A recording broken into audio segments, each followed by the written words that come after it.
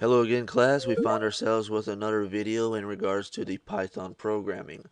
In this video, we will cover list. Now, a list is essentially the same thing as you're thinking it is, a quantitative of values of strings and numerics. The thing that you will have to have is your variable equal sign and enclosed with square brackets. If you're going to use a string value, it has to be within a double or single quote. If you have a numeric value, you of course do not have to have that requirement.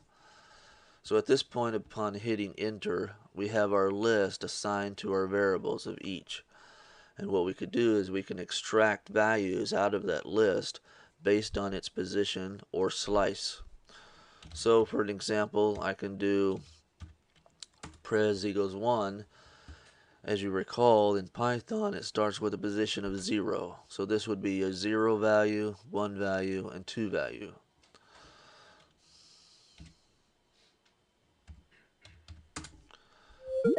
Again, 0, 1, and 2 value. In addition, off of position, what we could do, as I was saying, what we could do is we could actually also provide those values with the slice, as we covered in the last video. So for a slice, it'd be basically our variable that we have assigned, and then our beginning and ending position, and it would extract out the value between the two. And if you recall as well, if you leave one side blank, it'll automatically default it to either a 0 or the ending. So here we have a default of 0, and then 2 is our ending. Now let me show you something else here. So if I do 1 and 2, it will have a beginning and end, and I'm slicing out in between. That's how that works. Now what you can also do with list is you could add temporary values within the list. And in order to do that, it's a new function that we're going to show is called append. So how we would do that, let's say p append equals, let's add 45 because that's be of course the next term of the president. Pause. In addition to extracting the information out of the list, we can also temporarily add information into the list. In order to do that, we will use our plus sign. So as an example, we have our 3 prior presidents here, one in his office, but we want to go ahead and add number 45, and this is how we would do it. We would have our variable with the plus sign, again our value within the brackets. Now of course we don't have an idea yet who's going to be. Speculation arise after this year's vote, and then whatever nuances that occurs afterwards. Regardless, this is a temporary value being placed in. If I went ahead and chose to print the same values, I would only have the current, the initial existing values is what I'm trying to say. This is temporary. In order to permanently put those into the list, you would have to use a new function referred to as append. And how you would do that would be your variable, a period, and append.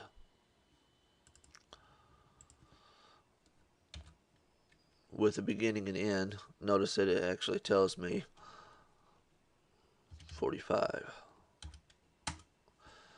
Now if I print out that same list,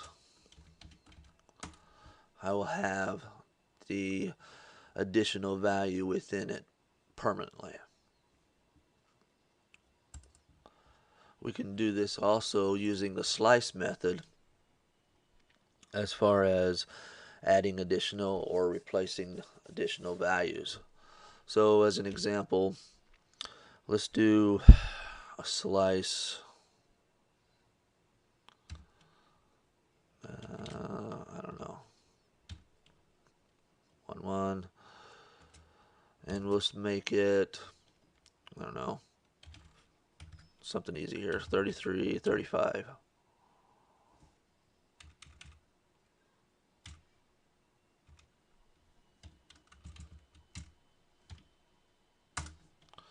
Now let's print it out and see what we have. Now we have our 33 and 35, where our 0, 1 is. So moving on, if we take that 33 and 35 and we decide I don't want those values in there whatsoever, we can also remove said values by the same slice. So let's say if we want to go ahead and do exactly the same slice value, but within our brackets, instead of valuing those 0 and 1 positions,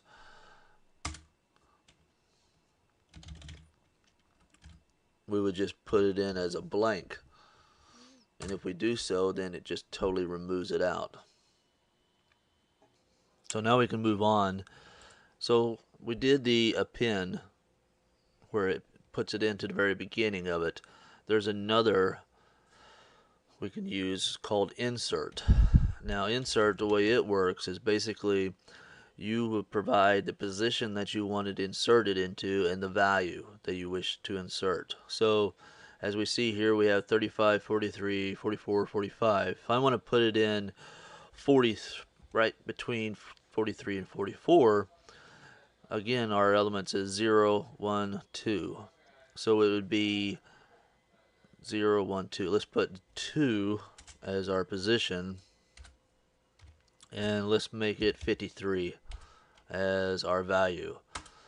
Now then, when I go in to look at it, we have our 53 being inserted into our list between 43 and 44. So now that we've shown you insert, there's another function that we can use. It's called remove. And with the remove function, essentially you could remove a specific value from your list. So we added 53. Let's go ahead and remove 53 from our list. Now if we go in and look again, that 53 has now been effectively removed. Additionally, we can also use the function count, and with the count we're able to count specific values within our list. So for example, if we want to do a count on how many 44s are in the list, we could do that. If we do a count on something that does not exist, let's say, I don't know, 47, it'll come back as 0. And this count works also with your strings as well as your numeric values within the list. Just be sure to put in your double or single quote for that string. So for an example, we wanted to count how many Clintons we possibly have in our list. We could do pres count the specific Clinton, and it'll come back with that variable. Just keep in mind, I do believe it's case sensitive also. So yet again, another function to just introduce you here is sort. So with sort, it will take the list and it will sort it accordingly. So let's say for an example, how would we do this? Let's do this. Let's insert something first, right? Let's insert between 43 and 44, so that'd be 0, 1, and 2. So let's say 2, and let's give it a value of 99. Alright, so right now 99 is between everything. So now if we want to sort it,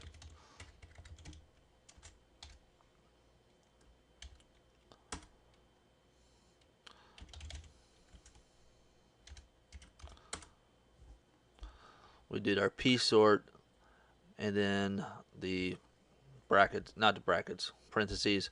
But then once we do the print, now we see that our numeric values are actually sorted numerically. And this also works the same way with your string values. Notice, remember back up here in Pres, Clinton, Bush, and Obama, if we do that same sort with the Pres,